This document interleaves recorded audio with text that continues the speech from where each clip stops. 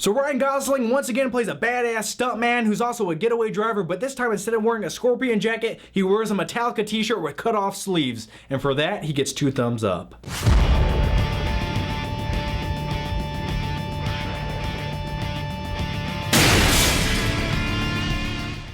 Now, the way that this movie is structured and the way the story is told, it's a very obvious 3-act movie. You know, you have Act 1, Act 2, Act 3, and each act follows the same kind of continuous storyline. So The Place Beyond the Pines stars Ryan Gosling as Luke, and his character in the movie, you know, he's a motorcycle stuntman who works at carnivals, and, you know, he has a kid that he just finds out about, and he's trying to provide for this kid as best that he can, and he can't really make ends meet, so he actually starts to rob banks and becomes the Moto Bandit. And the storyline of Ryan Gosling's character, Luke, in the movie, I found was the most intriguing and fascinating. It was definitely the most fun storyline to me, because that's the part where you actually, you know, go into these bank robberies. It's really intense. You're on the edge of your seat. And by the way, they have some scenes in this movie where they actually show him getting away or just riding his dirt bike through the woods. And the way that they film these scenes is they put the camera right there. It feels like you're on the handlebars of this bike, and there's like all this shakiness going on. It's really intense. Visually, this movie's just great to look at. You know, it's kind of a little bit gritty and dirty, and it feels very realistic. It doesn't feel like an overly produced Hollywood bloated movie with too much hair light. Throughout this movie, you're introduced to other characters along the way that really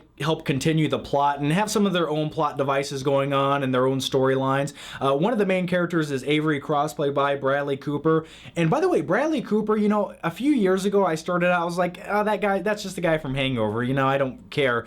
But in this movie, Bradley Cooper brought a screen presence and an acting style that I've never seen from him before, and I really enjoyed watching his performance in this movie. Bradley Cooper's character in the movie plays a family man who's also a cop, and I'd say overall in the movie, you get the most screen time with Bradley Cooper, and you really get the longest drawn out character development with him. So anyway, like I was saying before, the structure of this film is a little bit unique. You know, it's definitely a 3-act movie, definitely a different view on the same storyline from all these different characters. And the movie sort of has this butterfly effect to it where one character's actions can affect somebody else's life. And the movie also stars Dane DeHaan, who plays a teenager in the movie, and he's going through a lot of struggles and tribulations and really trying to find out who he is.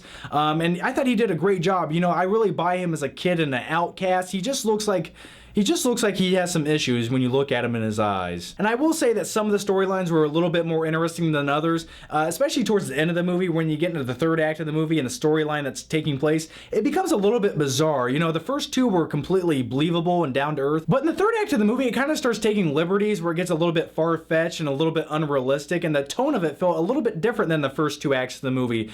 You know, not to say that it's bad, it felt a little bit, I don't know, it didn't feel as cohesive as the first 2 parts of the movie. And as far as the acting goes, Ryan Gosling once again does a great job, even if he's kind of doing the same similar acting style he's done in the last couple of films. Bradley Cooper blows it away, and Dane DeHaan, who was in, what was the movie he was in? The one where they had special powers. What the hell was that?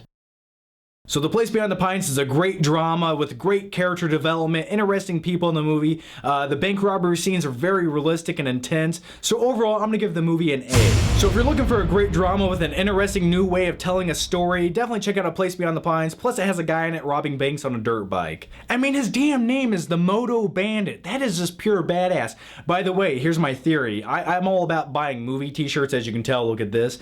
Anyway, I have a feeling they're going to start putting out t-shirts with the Moto Bandit on it and have like a picture of a guy on a dirt bike or something. I'm just saying I'd buy one of those. So Place Beyond the Pines is one of my favorite movies of the year so far, and one of the things I really like about it is the bank robbing scenes. I always like movies that include bank robberies in them. I don't know why, but here's my question to you. Down below, what is your favorite bank robbery movie of all time? If you guys watch my channel, you probably already know it's Point Break for me. It's not about the money, man. It's about us against the system. It's about showing that the human spirit is still alive while everyone is inching down the freeways in their middle coffins.